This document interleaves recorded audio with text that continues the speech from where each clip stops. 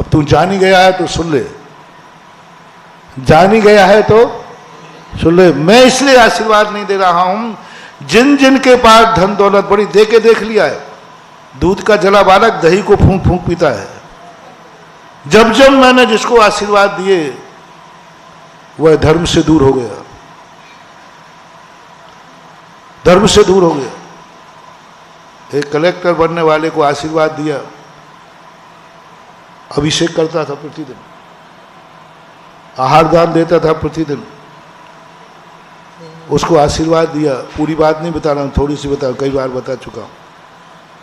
बहुत गरीब था, बहुत परेशान था परिवार, सारी जायदाद उसकी पढ़ाई में लग गई थी उसके परिवार की। मुझे भी दया आई, मैंने पहली बार किसी की सिफारिश भगवान से की। मैंने कि भगवान पहले इंटरव्यू में निकाल दो ना, इसको बर्बाद हो जाएगा। सारे बाप ने सारी संपत्ति लगा दी, खाने को भी नहीं है, बस एक बेटे की नौकरी लग जाए तो सारा परिवार पल जाएगा, नहीं तो मर जाएगा। यदि ये फेल हुआ तो सब सुसाइड करेंगे, खाने को नहीं बचा, सब कुछ बिक गया उसका, जो कुछ भी था। तो वो दया कर, मैंने पहली बार सिफारिश की थी और वो सिफारिश काकताली न्याय से वो पहली बार में पास हो गया। लेकिन वो पास होने के बाद आगे तो सुनो, आगे तो सुनो, दूध से जला हुआ उन्होंने हाथ, वो आए ही नहीं लौट के। और मैं टेंशन में कि बेचारा लौट के नहीं आया है, तो वो फेल हो गया होगा और उसने सुसाइड कर ली होगी।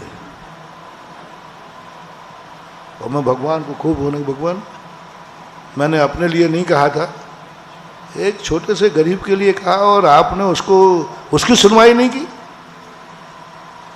मैंने कोई बड़ी चीज नहीं मानी, एक गरीब आदमी मर गया था, आप एक इतनी नहीं सुन पाए। और जब जब मैं भगवान से उसकी याद मुझे आए तो मैं भगवान को उलाय ना देता था और भगवान मुस्कुराते थे। मैंने कहा भगवान आप बड़े, आप मुस्कुरा रहे हैं, वो मर गया है, वो मर गया है आपके यहाँ। मैंने फरियाद की थी, मैंने जिस फाइल पर मेरा सोर्स है उसकी भी आपने कद्र नहीं की। लेकिन भगवान थोड़ा सा भी उनके मन में मलिनता नहीं आई। तो जब भी मैं ये बात कहता, महाराज भगवान की मूर्ति हमें मुस्कुराते हुए दिखती। मैंने कहा भगवान आपकी बहुत निर्दयी हो, आप बहुत कठोर हो, मेरे आंसू निकल रहे हो और आपको 2-2.5 साल तक ये काम चलता रहा। मुझे बड़ी, उसके बाद मैंने कहा कि कोई मतलब नहीं। बिहार करते हुए मैं 2-2.5 साल बाद एक स्थान पर पहुंचा, वहां वो दिखा, अरे मन के ये तो ये भैया। प्रवचन के बाद मैंने बुलाया उसको, मैंने कहा भैया तू जिंदा है? बोले हूँ। क्या हाल है? बोले महाराज वो तो पहले इंटरव्यू में निकल गया, मैं सीधा ज्वाइन कर ली। मैंने कहा प्रभु कह रहे थे कि मैं सब जान रहा था ना, मैं तेरे सामान थोड़ी रोने बैठ जाता, मुझे मालूम था उसकी नौकरी तो लग चुकी है। मैंने कहा भैया तू सूचना तो दे देता, कम से कम आभार तो मान लेता, गुरुदेव हो गया। महाराज जी टाइम ही नहीं मिला।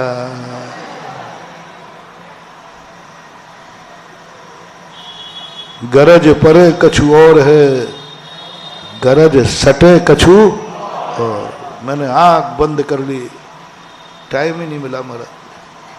फिर बोला आई एम सॉरी। फिर मैंने कहा भैया प्रभु की कृपा से तू पास हुआ है, अभिषेक वगैरह चल रहा है? बोले महाराज आप क्या बोल रहे? अब आई एम IAS ऑफिसर, मैं अभिषेक करूं, मैं अभिषेक करूं धोती दुपट्टा पहन के? मैंने कहा तू तो आते ही धोती दुपट्टा पहन के हार देता था। महाराज जी आप थोड़ा समझो, कलेक्टर हूं मैं, हार दूं धोती दुपट्टा पहनकर? महाराज जी थोड़ी इज्जत समझो। मैंने फिर भगवान की तरफ देखा, बोले देखा तेरी सिफारिश का परिणाम ये निकला कि एक भक्त हाथ से चला गया।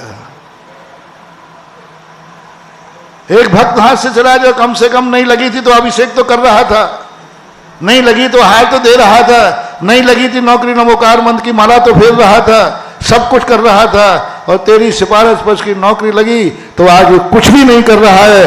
बोल तूने परोपकार का कार्य किया है कि अपकार का कार्य किया है? मैं पूछना चाहता हूं बरुआ सागर की सभा से, मुझे कौन सा कार्य हुआ है? अच्छा हुआ कि बुरा हुआ? जोर से बोलोगे, पीछे वाले बोलो ना।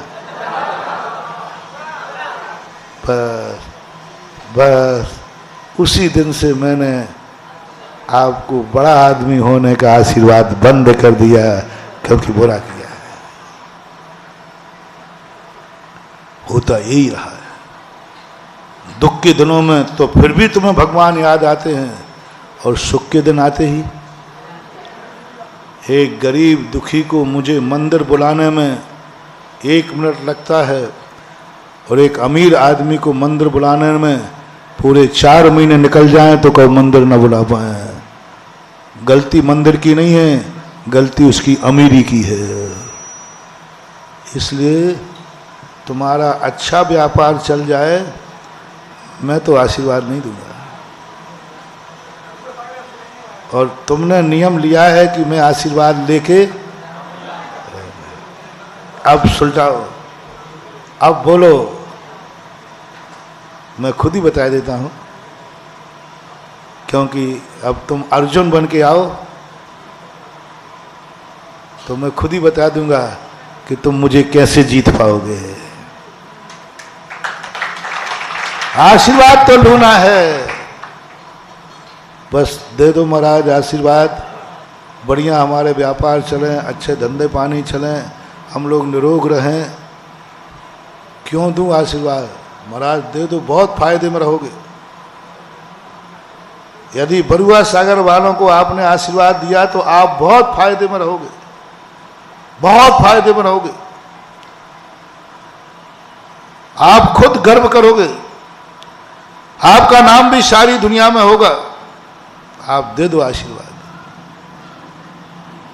ऐसे नहीं दूंगा बातों में आके। क्यों? बोले यदि हम लोगों को आपने आशीर्वाद दे दिया फलने फूलने का, तो देखना वो काम करेंगे, हम लोग वो काम करेंगे कि गुरुकुल को आकाश में उठा देंगे, गुरुकुल को बना देंगे। आपकी यही इच्छा है ना? बोलो बोलो। दुर्योधन बन के मुझे बुलाया है, मैं तुम्हारी इच्छाएं पूरी करने आया हूं, आप लोग मेरी इच्छाएं पूरी करने के लिए संकल्पबद्ध हैं। मैं कुछ नहीं बोलूंगा, तुम तो जो कह दोगे मैं मान लूंगा। हैं? बस जिस दिन तुम ये बीड़ा उठाओगे कि मैं गुरु की इच्छा पूरी करूंगा, उसी दिन तुम्हें आशीर्वाद मांगना नहीं पड़ेगा, मैं दोनों हाथ से दे दूंगा। भगवान कहेंगे तू किसका आशीर्वाद दे रहा है? धंधा पानी चलाने का? मैं कहता हूं प्रभु धंधा पानी चलाने का नहीं दे रहा हूं, गुरुकुल चलाने का आशीर्वाद दे रहा हूं। मैं धन कमाने का आशीर्वाद नहीं दे रहा हूं, मैं दान देने वाले दानियों को तैयार कर रहा हूं, दानियों को तैयार कर रहा हूं। मैं व्यापार के लिए आशीर्वाद